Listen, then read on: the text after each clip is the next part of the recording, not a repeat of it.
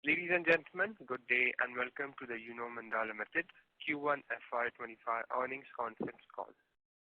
This conference call may contain forward-looking statements about the company which are based on beliefs, opinions and expectation of the company as on date of this call. These statements are not the guarantees of future performance and involve risks and uncertainties that are difficult to predict. As a reminder, all participant lines will be in the listen-only mode and there will be an opportunity for you to ask questions after the presentation concludes. Should you need assistance during the conference call, please signal an operator by pressing the star then 0 on a touchtone phone. Please note that this conference is being recorded. I now hand the conference over to Mr. Sunil Vohra, Group Chief Financial Officer. Thank you and over to you, sir. Thank you very much. Good evening, everyone, and a warm welcome to all the participants. On the earnings call today, I am joined by my colleague, Ankur Modi. We have uploaded our financial results and investor presentation for Q1 FY25 on the stock exchanges and our company's website. We hope everybody had an opportunity to go through the same. As always, I would like to begin by giving brief insight on the economy, followed by the current scenario in the auto industry, and then to our financial and operational performance for Q1 FY25. Post that, we will open the floor for Q&A. In the realm of global economic dynamics, India's economy continues to remain stable amidst global challenges. Recent projections by IMF highlight India's significant role in contributing to half of the world's economic expansion along with China. According to the Economic Survey 23-24, India's GDP grew by 8.2% in FY24. This can be attributed to digital revolution, massive government infrastructure investments, and an expanding middle class, also coupled with political stability. The Reserve Bank of India had expected the Indian economy to grow at 7.2% in FY25 on the back of improving rural demand and moderating inflation. India is at the cusp of a major structural shift in its growth trajectory, moving towards a path where around 8% GDP growth could be sustained for a longer term. Moving to the automotive industry, riding on overall economic growth, especially in the rural markets, the Indian automobile industry also saw a robust performance across all segments in the first quarter of the current fiscal in comparison to the corresponding quarter last year. For the quarter ending June 24, the industry experienced a 16% year-on-year increase in production volume. This growth was evident across key vehicle segments, with primary driver being a resurgence in demand for two-wheelers in rural areas and the introduction of new models. The industry also witnessed a stable growth of 2% quarter-on-quarter, led by two-wheeler segment, which was at 6%. Moving to PV industry, during Q1, the PV sector witnessed production volume growth of 6% compared to the same period last year, reaching a total of 1.2 million units. This growth was driven primarily by utility vehicles. The segment did saw volume decline of 10% quarter-on-quarter basis, largely on account of high base effect as Q4 had seen record production. The two-wheeler segment experienced substantial growth with production volumes rising by 20% to nearly 5.9 million units. The sector is showing promising and sustained recovery, especially in rural areas. In the commercial vehicle sector, production volumes remained flat relatively. This was impacted by the slowdown in public and private capex due to general elections. Moving towards electrification, the e-two-wheeler registration as per SMEV declined by 40% to 1.82 lakhs in comparison to last quarter. The registrations were down by 17% year-on-year basis as well. The decline was largely on account of reduction in subsidies following last year's reduction in subsidies under FAME 2 in July 2023. The government further reduced the subsidy by half in April 24 with the introduction of 4-month incentive scheme under Electric Mobility Promotion Scheme 2024. We believe the reduction in subsidy benefits is a short-term impediment for electric two-wheeler manufacturers and could exert pressure on cost structures. The long-term potential for electric vehicle segment remains favorable, aided by improving cost of ownership vis-a-vis ICE vehicles and enhance customer confidence with regard to range anxiety, financing avenues, and other vehicle attributes such as safety. In addition, the government focus on promoting electric vehicles through various initiatives will continue to drive electric vehicle adoption over the medium to long term.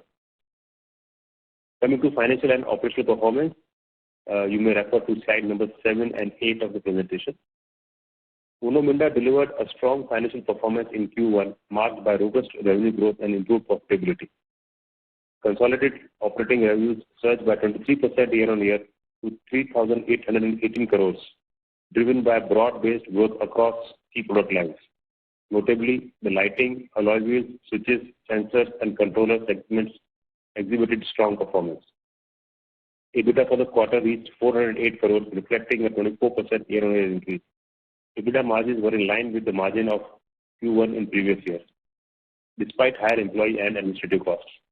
We maintained the margin guidance as provided in our previous communication, which is 11% plus minus 50 basis points with bias towards upper range. Finance costs for the quarter increased to 36 crores due to higher borrowings to fund capex, land acquisitions, and working capital. The company's share of profit from associates and joint venture grew to 37 crores in Q1 FY2025 from 30 crores in the corresponding quarter last year. This increase was primarily driven by strong performance of Minda Ltd and TRMN and TG joint venture entities.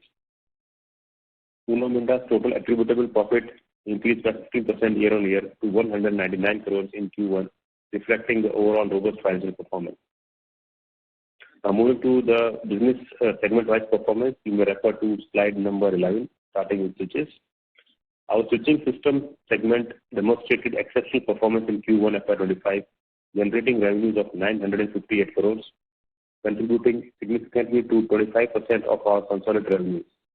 This represents a year-on-year growth of 14%, driven by an increase in kit value due to higher switch content and robust export performance.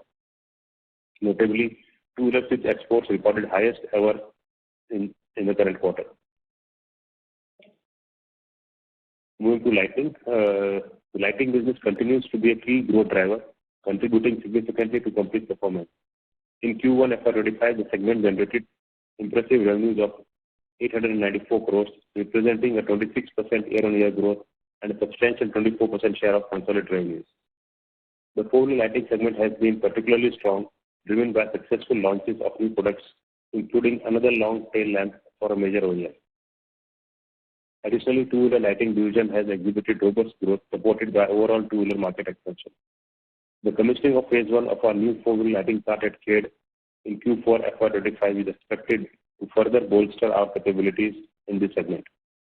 Our European operations based in Germany have emerged as a center of innovation for niche lighting solutions, catering to premium passenger vehicle OEMs. The successful launch of our roof star liner lighting solution has been a testament to our technological progress. Building upon this success, we are now developing the next generation of roof star liner using TFT-based light sources. We are offering some of these solutions in the Indian market and have seen very encouraging response with adoption of some of the solutions like illuminated logo. Our casting business showcased robust performance in Q1, generating revenues of 750 crores, contributing 20% to our consolidated revenues. The segment experienced 21% year-on-year growth, driven primarily by the alloy wheel business, which contributed 504 crores. The remaining 142 crores were generated by the aluminum die casting business. Both two-wheeler and four-wheeler alloy wheel segments have witnessed substantial growth, supported by capacity expansion initiatives. To meet growing demand, we are expanding our Bawal facility by an additional 30K capacity, scheduled for commissioning in H2 FY25. We have also now secured land for another 30K capacity expansion in Bawal, with the implementation work to commence shortly. Additionally, construction of a new 120K wheel per month greenfield plant at IMT Karkoda, Haryana is progressing as planned. Our seating business generated 271 crores in revenue during Q1 FY25, contributing 7% to consolidated revenue. There is a slight improvement in revenues quarter-on-quarter basis. Revenues remained flat in comparison to corresponding quarter last year. One of major target vehicle segments for seating business, which is commercial vehicle production volume, have declined both QoQ as well as YoY, restraining our growth in seating business. Our main export market, European agriculture machinery vehicle market, also remains subdued. Consequently, our export was stable in the quarter. We would also like to inform you that we have commenced commercial production from our new plant of JV with Tati. As we move forward to subsequent quarters, commencement of supplies to new incumbent OEM customers, increase in volumes from e-two-wheeler OEM, commencement of supply of pneumatic suspended seat is expected to give boost to revenues. Hence, we remain confident of medium to long-term growth of our seating business. Acoustic segment generated 204 crores in revenue, representing a significant contribution to our consolidated revenues. Moving to other product businesses, which have achieved revenue of over 700 crores for Q1, contributing 20% of overall top line. Out of this, around 112 crores was contributed by controllers, 177 by sensors and ADAS, 110 crores by blow molding products, 60 crores by Minda Ltd. Revenues of around 100 crores from Minda Ltd, which is being consolidated from current quarter, is also part of other product business. We would like to highlight that our alternate fuel business under Minda Ltd is doing extremely well, registering a 54% growth in FY24 with revenues of around 280 crores. We have continued the growth momentum and have clocked in over one-third the revenue of last year in the first quarter itself. We continue to win orders for chargers from e-two-wheeler and e-three-wheeler. During current quarter, we have 3 new orders for EV chargers for e-two-wheeler and e-three-wheeler. We have also won an order for BMS from incumbent e-two-wheeler OEM. We had added tire pressure monitoring systems to our product portfolio in the last quarter. We have now secured an order for TPMS as well. Moving to EV, you can refer to slide number 15 and 16. The revenues from EV two-wheeler OEMs was 160 crore in Q1 as against 136 crores in corresponding quarter last year. The growth demonstrated is despite 17% drop in e-two-wheeler volumes over the same period as shared just a little while back. This was primarily on account of new business getting on stream related to EV-specific components. Moving to our aftermarket and industrial revenue, you can refer to slide number 13. In terms of our revenue pie for quarter ended June 2024, OEM business accounted for 93% and the rest aftermarket business. Our aftermarket division revenue stood at 235 crores for the quarter. Our international sales currently represent approximately 13% of total revenue, demonstrating steady growth in this segment. While the international market holds strategic importance for future expansion, it is worth noting that our domestic business has been experiencing more pronounced growth, hence share in overall pie has softened. Moving to the next subject, which is the TLA. Minda had been leading PACE megatrends, aligning all the products and technology roadmap with these megatrends. After demonstrating strong execution in e-two-wheeler and e-three-wheeler product portfolio, we are now building our EV-specific product portfolio for four-wheeler. In March 24, we had entered into TLA with StarCharge Energy Pte. Limited to manufacture and sale of wall-mounted AC chargers designed for home, apartment, and public charging with various connectivity options like Bluetooth, Wi-Fi, and 4G connectivity.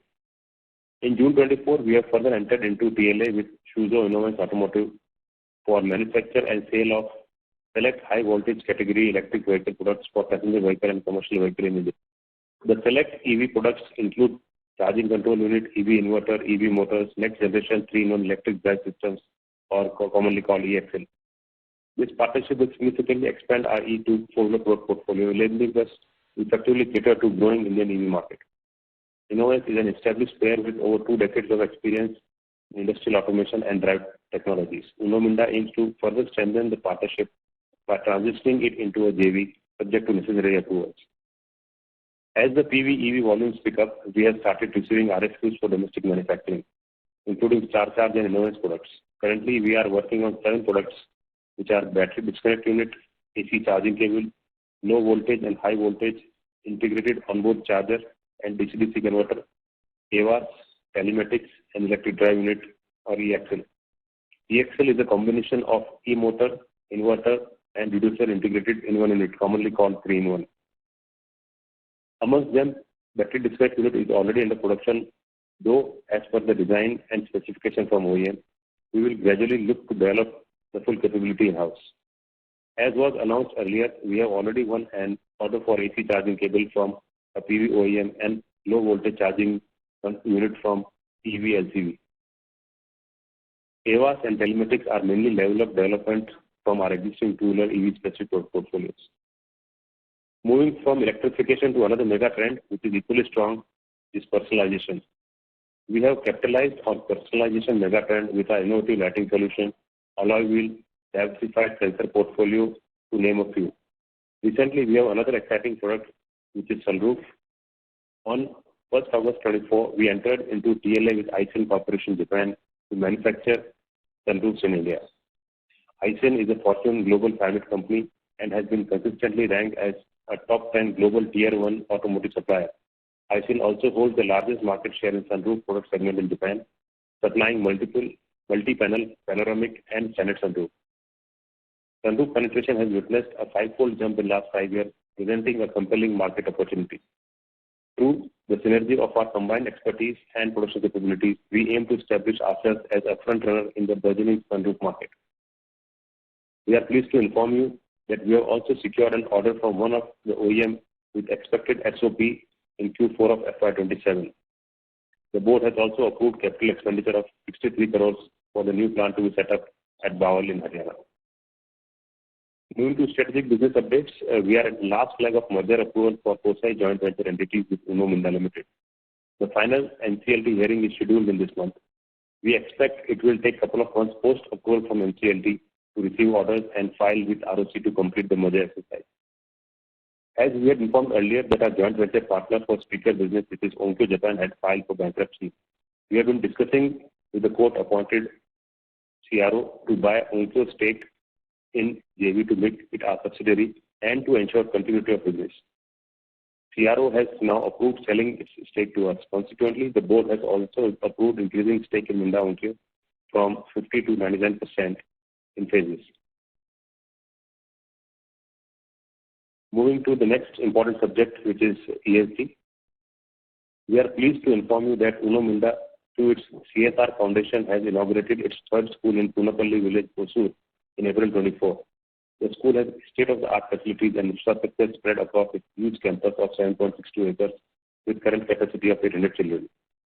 We are already operating senior secondary school with a capacity of 1,100 children at Kadi in Gujarat since 2019 and Moga Devi Minda Memorial School at Bagla, Hisar, Haryana since 2010, having capacity of around 1,500 children. In recognition of company's philanthropic efforts, Dr. Suman Minda, chairperson of Uno Minda CSR arm, was honored with the prestigious Guru's India's Most Respected Philanthropist Award. Our people are our biggest assets. Providing inclusive, supportive, and dynamic work environment to our employees are the true foundation of our success.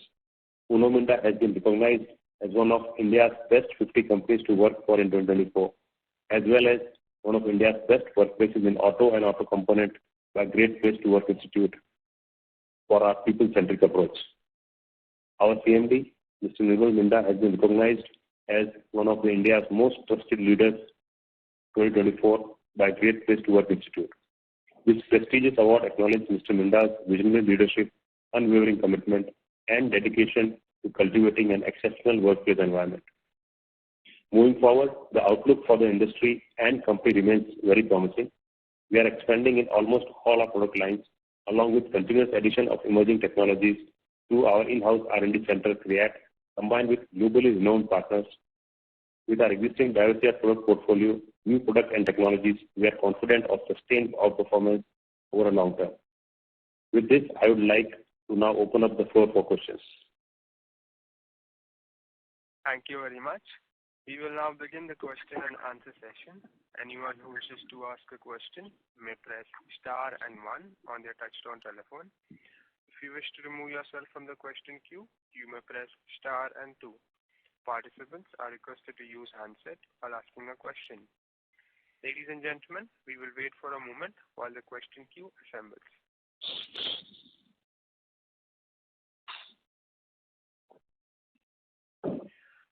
The first question is from the line of Chandramouli Muthiah from Goldman Sachs. Please go ahead. Hi, good evening, and thank you for taking my questions. My first question is on the Suzhou Inovance partnership. Congratulations on the partnership. Just wanted to understand a few things around, what the current status is within the industry for some of these products, e-axles, e-motor, CCUs, e-inverters, for EVs being manufactured, e-four-wheelers being manufactured in India at this point. Are all of these components being imported, or is there any domestic player at this point? And then just related to that, also want to understand initial thoughts on what the potential kit value could be if you were to be able to sell, all of these products into a customer. Yeah, that's it, Chandru. I have a follow-up question which I can ask after this. Okay. So thanks, Chandru, for your question. In terms of current market domestically, we know it's a very small volume. It is less than 100,000 cars last year. So it's these things are largely imported, and obviously with this partnership, we will be not only able to localize, but our partner has actually been one of the potential suppliers to some of the customers in India. So obviously this will also mean localization of these parts. In terms of potential kit value, it a lot also depends on the capacity of the kits. The kit value ranges broadly between 1.5 lakh to roughly 2 lakh rupees for these products. Got it. That's helpful. And that would compare to what sort of kit value that you're selling into the four-wheeler business roughly at this point? So as of now, if you see our average kit value for the PV, we normally give in segment wise. So, but if you have to pick up the B and C segment, our kit value is roughly around 90 to 95,000 rupees, which is broadly common. I would say be it ICE vehicle or EV vehicle, barring one or two small products like filters. Otherwise, and this CNG kit. Otherwise, all these products are vehicle agnostic, be it the type of energy vehicle runs on, even in case of future, which is the hydrogen fuel cell or the PHEV or HEV. So all these components have the application in irrespective of the energy vehicle runs on, and the kit value which I have shared is on top of that. Got it. That's helpful. My second question is just related to the sunroof partnership that you announced with Aisin. This is presently, as you said, faster growth market, maybe of a lower base of volumes in India. So just want to understand around the sunroof market in India, is there any rough percentage penetration that you're able to share at this point? And also, if you could share potential kit value around sunroof as well. Yeah. So the current penetration of sunroof is almost 25% odd currently, which is the last year's data. And in terms of kit value also ranges because there are various types of sunroofs. So you have a normal sunroof, then you have a wide sunroof, then you have a panoramic sunroof, then you have sunroof where the two glasses open or a single glass open. So it's a very, very wide range. So the current business, what we have already secured from one of the OEM, that is for a larger sunroof with single glass opening, and the kit value is somewhere between 25 and 30,000 rupees. Got it. That's helpful. And just my last question is just around Uno Minda and if it has any exposure to hybrids. Globally, hybrids seem to be seeing a resurgence, and in India, some OEMs are also trying to push the envelope on hybrids as a potential alternative powertrain technology. So just want to understand if you have any products in the portfolio that are exposed to hybrids, or if there's anything within the portfolio that you see exposed or potentially benefiting from that trend. Yeah. So, we already have some of the products which are actually going into current, some of the hybrids being manufactured domestically, not necessarily from the powertrain perspective, but there are products which are going, which are agnostic to the engine, basically. So we do have exposure to hybrids. Got it. That's helpful. Thank you very much, and all the best. Thank you. Thank you. The next question is from the line of Siddharth Bera from Nomura. Please go ahead. Yeah. Hi, sir. Thanks for the opportunity and congrats again for multiple JVs and partnerships over the past few months, which will keep expanding our content. Sir, my first question is on this Innovance JV again.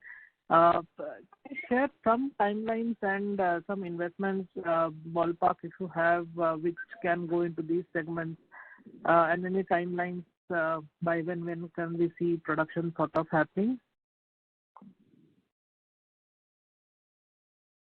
Yeah. So thanks, Siddharth. I think you are asked three questions: timeline, investment, and by when production will start. So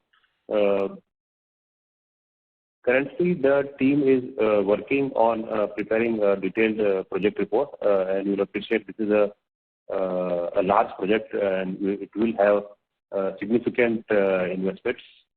So we are currently on the board. Hopefully, within next month or so, we should be able to come up with a detailed project report, which will then go up to the board for approval, which will give clarity on the investments, etc.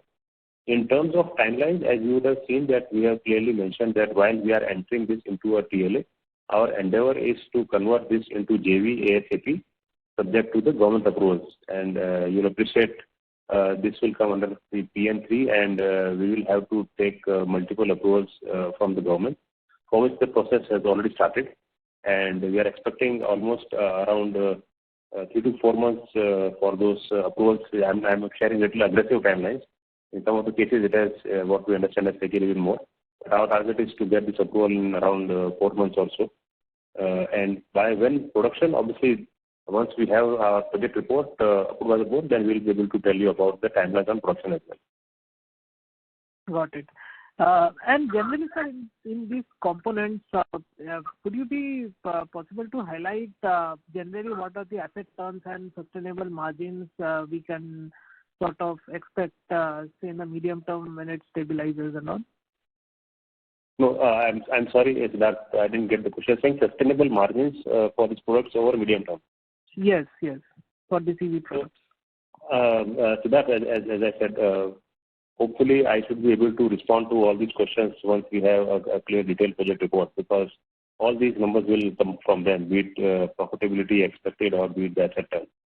Okay. So second question on this. It will be a capital intensive business, that's for sure. Okay. So second question on the sunroof, where we have talked about the investments. Given the big opportunity in the country, I mean, is this sort of investment, looks quite small from that perspective. So I just wanted to hear your thoughts on, is this just for one OE or you plan to sort of scale it up as we move ahead? So some thoughts if you can share there. Yeah, so that's 100% right. And that's how you have seen that we have been little conservative when it comes to spending money.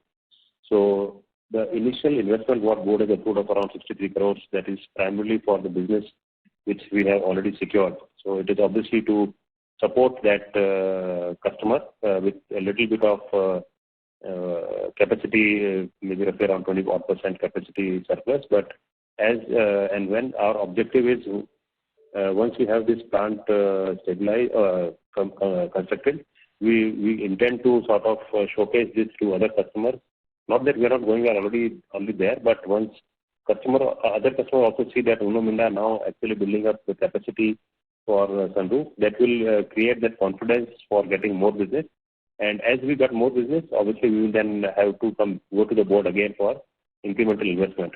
So to your point, yes, this investment is only to meet the timelines and the commitment of the existing customer, and where the revenues currently are estimated to be a little over 150-160 crores at the peak. So yes, that's on the side of the investment. Okay. So lastly, on these businesses, seating, where the growth sort of has been quite subdued in the last few quarters. I think in the past we have talked about maybe touching maybe close to 1,500 crores in a couple of years. So do you still maintain that target, and does that mean that we should see a stronger scale up in the coming quarters, or how to think about the growth in this business? No, we are still holding on to our target, Siddharth. I remember we did said doubling this revenue to 200 crores over 5 years. We are now, I think, in the 4th year, and I am still sort of hopeful, and we are internally working on to see that we still somehow meet our target for next year and then grow further on. That is not the floor, but that should be the platform for future growth. So if you ask me for 2026, yes, we are still working on the target. Got it, sir. Thanks a lot. I'll come back in with you. Thank you. Thank you. The next question is from the line of Mukesh Saraf from Avendus Spark. Please go ahead.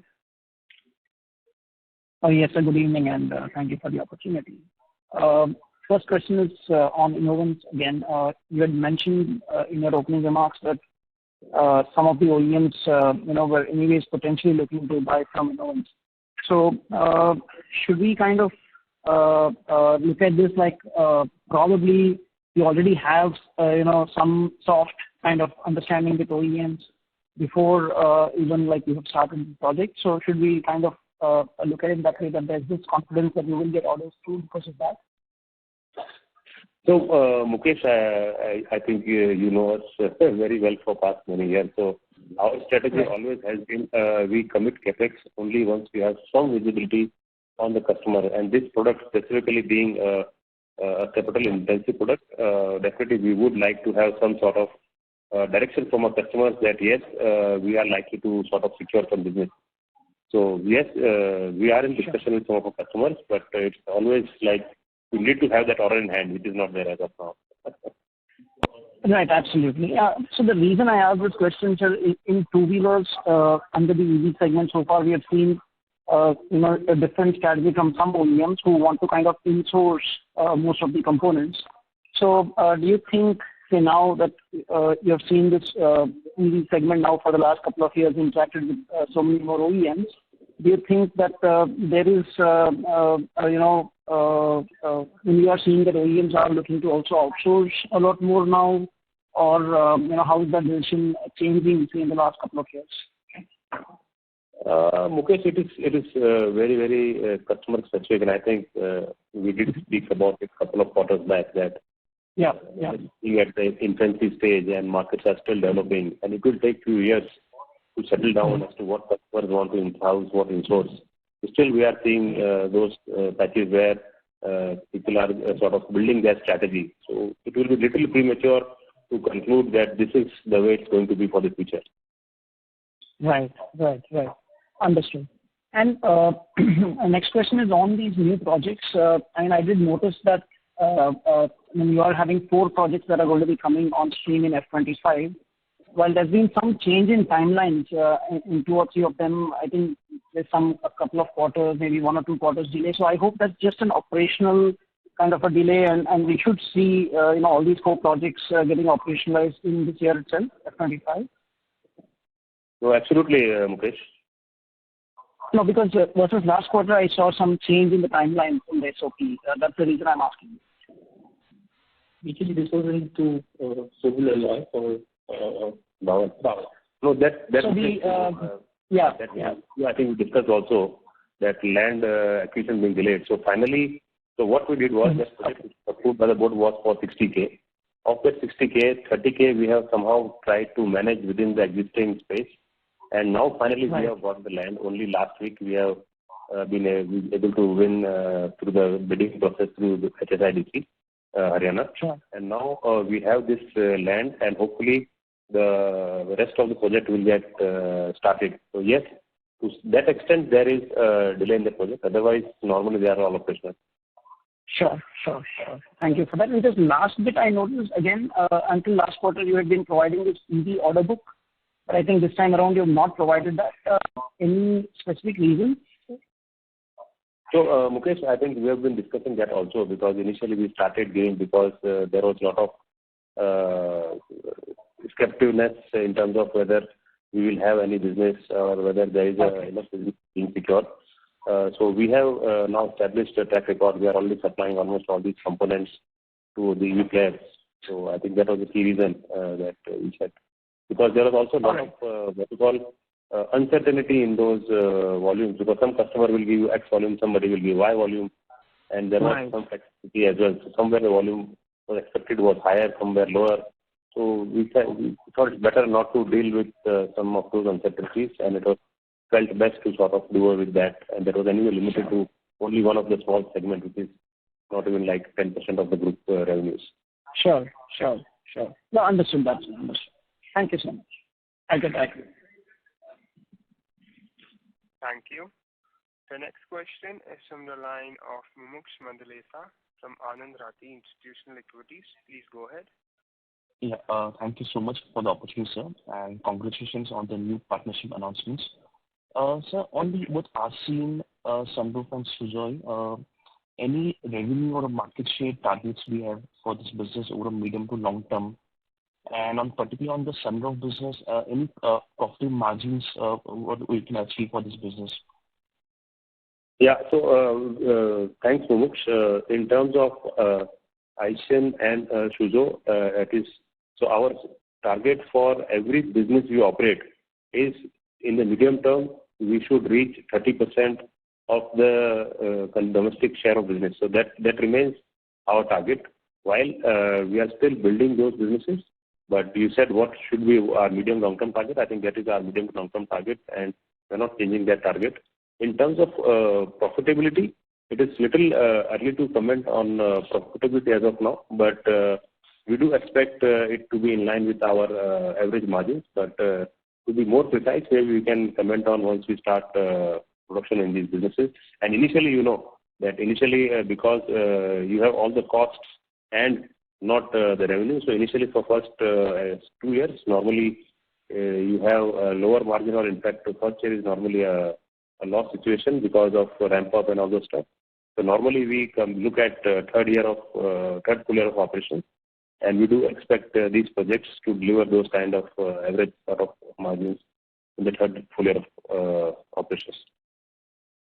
Right, so and just on Asin Sunroof, how big, so globally they would be for the Suzuki player in Japan market, sir, and Toyota, sir? Sorry, you said how big is it Suzuki Japan market? Yeah, I mean for Asin, how a big supply they would be for these two customers in Japan, sir? I'm really sorry, I don't have Japan number. But I think what you know is Asin is the largest player in Japan. He's asking about market share there. We'll take a note of it, Muksh. Sure, sir. And we'll get back to you once we get this information. Got it, sir. On this R&D front, we have set up this new subsidy at Czech Republic, and we will talk about the products like head-up display and automation. And last few years, we also have set up new center for crate. Just want to understand also there what kind of new in-house products we are seeing traction, and any meaningful areas where we can build up, sir. I won't raise any high expectation. This is primarily since the costs are coming down. It was felt best to sort of move to East Europe to reduce some of the operating costs. And this place, Czech Republic, is roughly, I think, 3.5 to 4 hours drive from our existing plant in Ingolstadt in Germany. So it is more to do with optimizing and reducing the cost base, not more than that. Got it, sir. And on in-house products, anything, sir, on ADAS areas where we are getting more traction? We are working on the cameras. So any more traction on those areas, sir? Traction on ADAS areas, right? Yeah. Yeah, so we are actually working on some of these things. As you rightly mentioned, camera we are working on. We are working on radar as well. We are working on heads-up display. So all these are part of ADAS. In fact, HUD, we are also working with supporting one of the OEM to our German operations. So there is a lot of excitement, but conversion to business is always a challenge considering the cost aspect and how much OEM want to sort of provide the features. So we are working on a lot of products. Some of these we have got some visibility on business as well. So maybe in around next 6 to 12 months, we are expecting to get better visibility on some specific ADAS businesses, including HUD and some of the products we just spoke about. Got it, sir. And so on the employee cost, this kind of run rate should be sustained, right, with the performance appraisal and all that's happening in Q1? Yeah. So this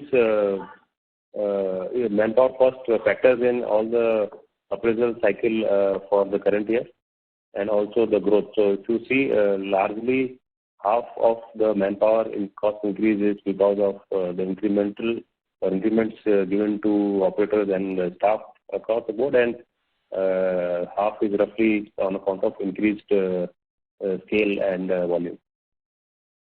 Okay, sir. And just lastly, sir, I mean, we're doing a lot of new exciting partnerships and we're doing a lot of new products in-house as well in areas of EVs, two-wheelers, four-wheelers, sunroof, ADAS, etc. I mean, do you see actually over medium to long term, the pace of outperformance versus industry can be much higher than 2x, which you have been guiding for us? No, you are right, Mumuksh, but at the same time, we are also increasing consistently the base of the scale of the size of the business. And that is why we said that 1.5x of the industry volume in terms of our revenue growth is what we want to sustain for medium to long term. Short term, yes, there is a possibility to do a little better, but we would like to stick to our guidance. Got it, sir. Thank you so much for this. Thank you. Thank you. Ladies and gentlemen, to ensure that the management is able to answer questions from all participants, please limit your questions to 2 per participant. The next question is from the line of Raghunandan from Nuvama Research. Please go ahead.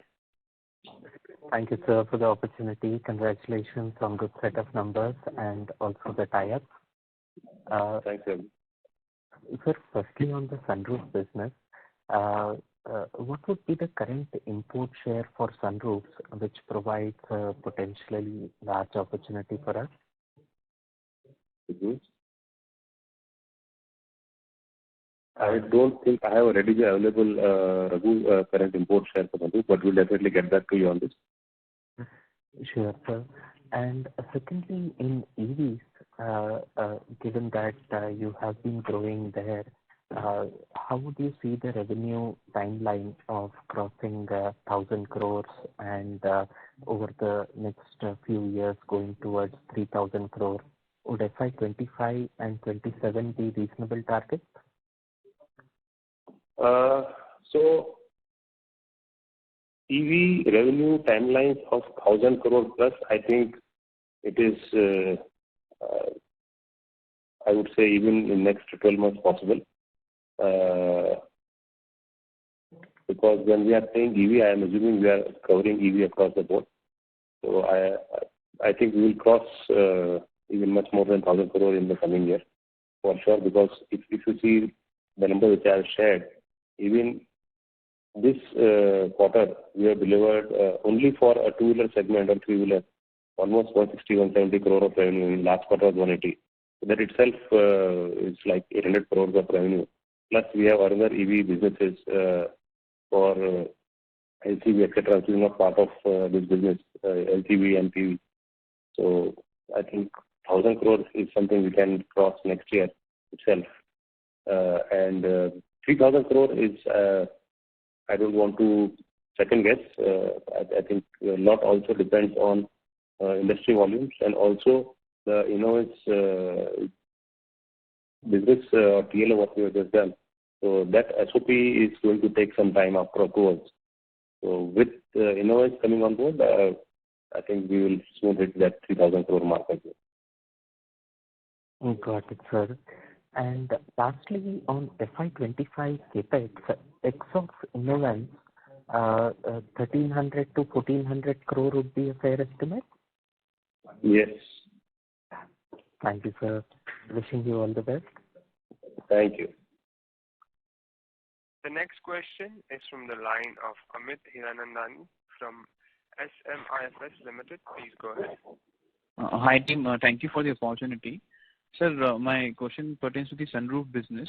So, do we have any USP considering the competition is from the top global players like Webasto, Alpha in the domestic market? And notably, Webasto has a very aggressive plans to increase their capacity from 5 lakhs to 9,50,000 units by FY27. And continuing with this, sir, what is our 5 years growth plans for this business, and what level of investment will be required over this period?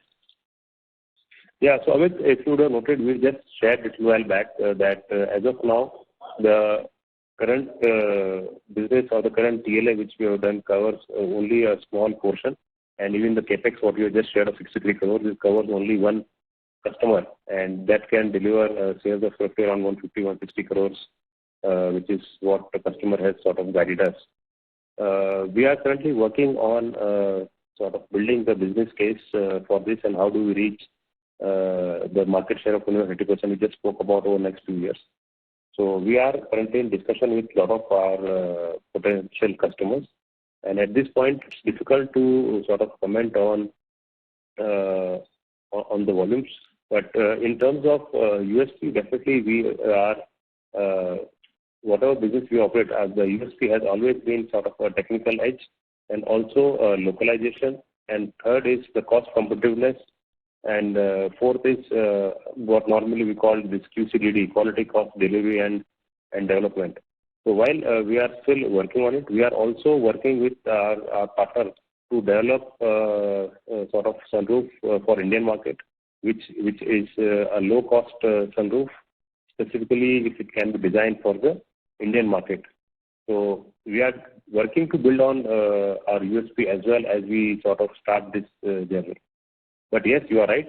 We do know, and we are conscious of the tough competition ahead in the sector. Okay. So my second question is the passenger vehicle alloy wheels. So how much is the dependency on Maruti Suzuki we have, and who are our other clients? So we don't share, Amit, the customer-wise revenue of our business. Okay. All right, sir. All the best. Thank you so much.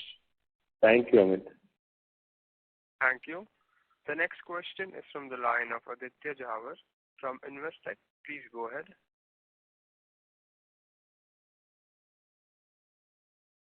Hello, Mr. Aditya. Your line has been unmuted. Please go ahead with your question. Yes. Thank you. Thanks for the opportunity and congrats on a good set of numbers. I have two questions. One is if you can, help us understand that how is the progress with the Korean OEMs. Last few years, how have been our, track record in adding products, and if you can give us some sense on what is our share of business in the current product which we supply to them.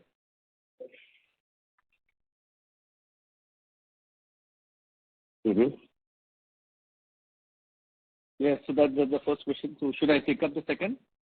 Yeah, sure, please. Go ahead. Yeah. Yes, my second question is on the seating business. Post the acquisition, what has been the, addition of customer in different categories, and how should we think about it, the growth trajectory, getting a leg up in the next, 2 to 3 years? So these are my two questions. Okay. Thanks, Aditya. Thanks for appreciation. So in terms of the progress on Korean OEMs, as we have shared, we have gradually been consistently increasing our share of business, and share of business obviously is different for different products. But to start with, now we are supplying some of the blow molding components, we are supplying seating components, we are supplying them switches, we are supplying them something related to the lighting, so we are supplying them on alloy wheels. While there are multiple products which we have sort of worked with them, still I think there is a lot of scope for improvement, and we are still in discussion with them as to how do we sort of increase our share of business, at the same time meet their price expectations. Maybe offline we can share with you a different product-wise SOBs, but I must acknowledge that there is a lot of scope for growth there. In terms of seating, post-acquisition, we have added, I think, many customers. We have added a couple of Japanese PV OEMs. While they don't manufacture seats, they are supplying some seating other components like the center armrest or the headrest, now the seating mechanism for recliners. We have added a lot of two-wheelers in terms of the EV players. I think a lot of them onboarded. We are also working on one of the major OEM from EV perspective. we have added one of the domestic bus manufacturer to the kitty. There have been a lot of additions to the. In fact, we are also added one of the incumbent largest two-wheeler OEM. So hopefully we should be starting supplies to them within next quarter itself. So there is a lot of customer addition, but as I shared it well back, there are some challenges, and that's why there is not much of growth in terms of last year to this year. But we are still optimistic to sort of meet our target guidance, what we have given and just shared it well back. It's very, very encouraging to hear the kind of engagement we are having on seating business, as well as the progress on the Korean OEM. Is it possible to quantify that? What could be the potential, order that could be, we could translate into revenue and seating specifically in the next, 2 to 3 years? Yeah, so that's what I said, Aditya. So while currently we are at a run rate of roughly around 1,000 odd crores, we are expecting next year to still meet our 1,500 crore target, which I'm sure looked like a tall order given last year and this year. Not much of growth is visible, but we are still sticking to our target, and hopefully we should be able to deliver that. Okay. And in the presentation, you have called out, what is the revenue contribution from. Could you please fall back in the question queue for further questions? So we can take this question, Aditya. Go ahead. Yeah. So just one thing that, in the presentation, we have called out what is the revenue contribution from two-wheeler EV OEM, and three-wheeler EV as a category is expected to pick up quite significantly. So if you can just give us some sense that what is the order book, or are we already supplying to the large E3-wheeler OEM, and what is the expectation in the next couple of years from E3-wheeler as a category? I'm sorry. So E3-wheeler, what are the order books and Separately for E3-wheeler. Sorry, Aditya, we are not shared separately for split of two-wheeler and three-wheeler. But I think just to give you an idea, we are currently supplying to major E3-wheeler as well, some of our EV-specific products. Okay, but does the two-wheeler number include three-wheeler as well? No, That's it's for two-wheeler. Okay, perfect. That's it from me. All the best. Thank you. The next question is from the line of Sonal Gupta from HSBC Mutual Funds. Please go ahead. Yeah, hi. Good evening, sir, and thanks for taking my question. Just could you sort of repeat the other revenue breakup? Just wanted to get on sensor controllers, and how much is Minda Westport contribution in this quarter? Yeah, so Minda Westport, as I said, is almost 100 crores for the quarter. And in terms of others, you wanted the split of it, right? Yeah. Yeah, so I think around 112 crores was controllers, around 177 was sensors in ADAS, around 110 for blow molding products, and 60 for from the Freevo JV. Okay. And sir, on the where is our net debt now? You are saying net debt for the quarter? Yeah, quarter end.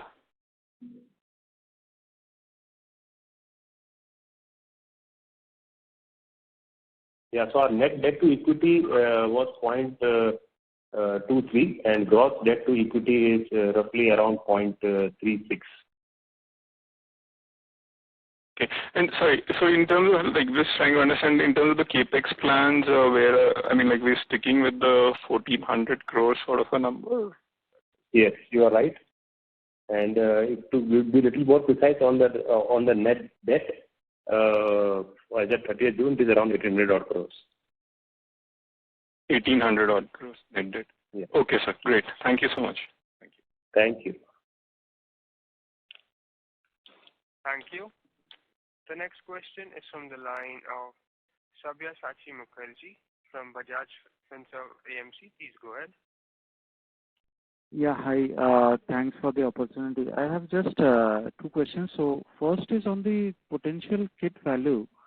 On the four-wheeler side, I see the kit value for SUVs is close to 2 lakhs, 2 lakh 6,000 odd in 2024, which was back in 2020 was somewhere around 1 lakh 20,000.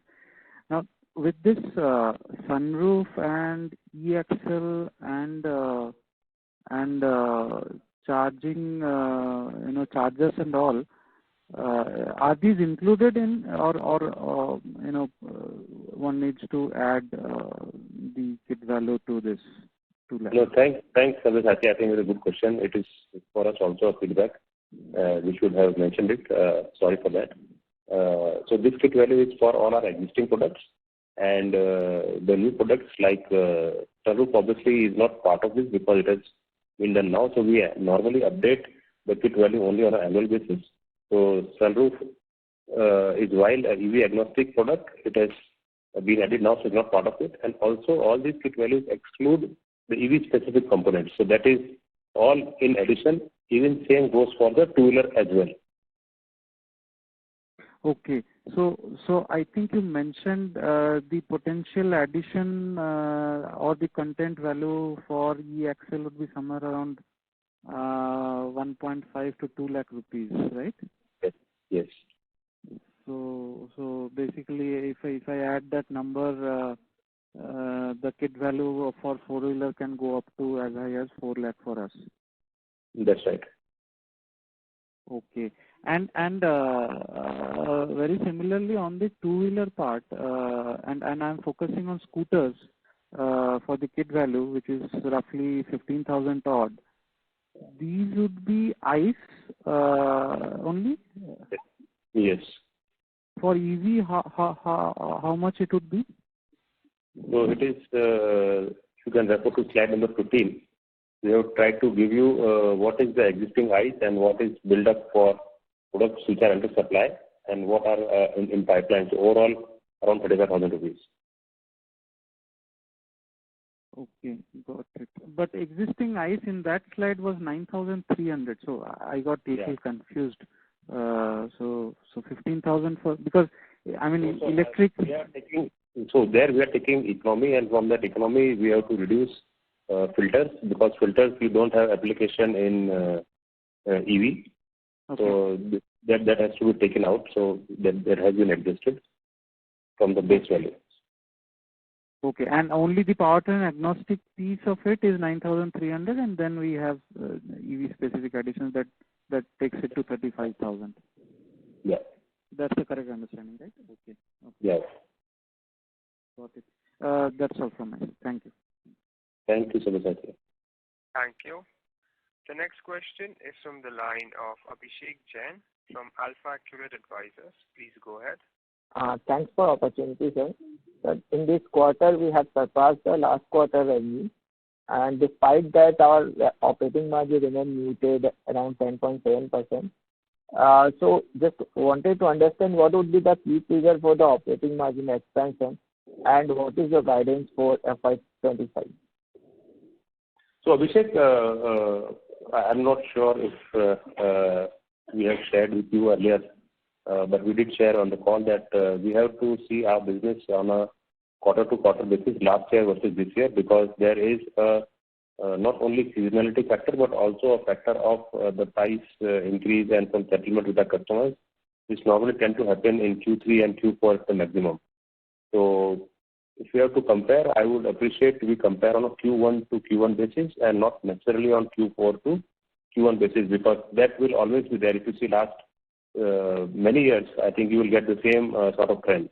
And that is why we normally speak about the annual margin guidance, because quarter to quarter there will be differences because of the variability in the business and the price settlements with some of our customers.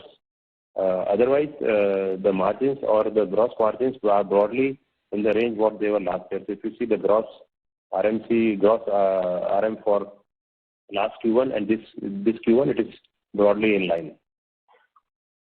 Yes, sir, but we have not seen any benefit of the operating leverage in this quarter.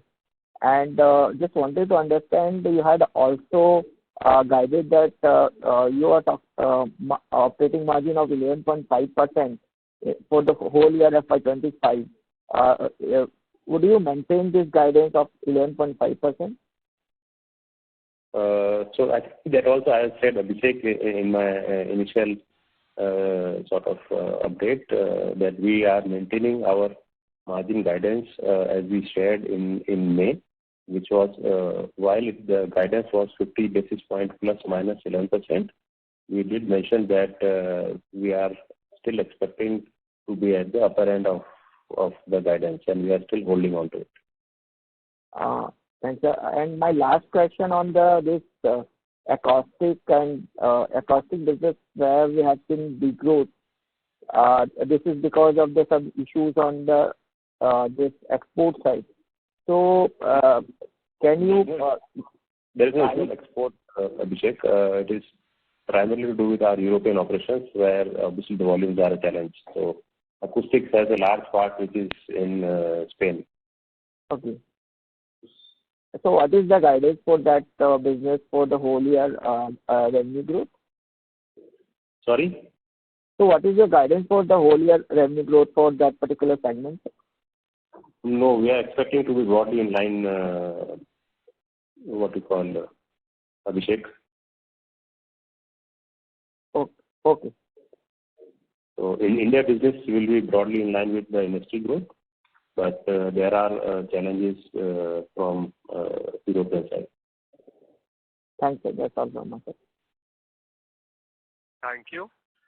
The last question is from the line of Neil from Valley Quest. Please go ahead. Yeah. So I actually had two broad questions for you. First is on the new segments that enter. So usually when you decide... It's not clear, Neil. Can't hear you. Is it better now? Not really. Just a minute. Yeah, I'm audible now? Yes. Yeah. So I actually had two broad questions. So one was on the newer segments that we enter. So when we usually choose to enter a new segment, on what basis is that segment chosen? Is it usually from the OEM side that they request us to enter certain segments, or are there some other factors that involve here?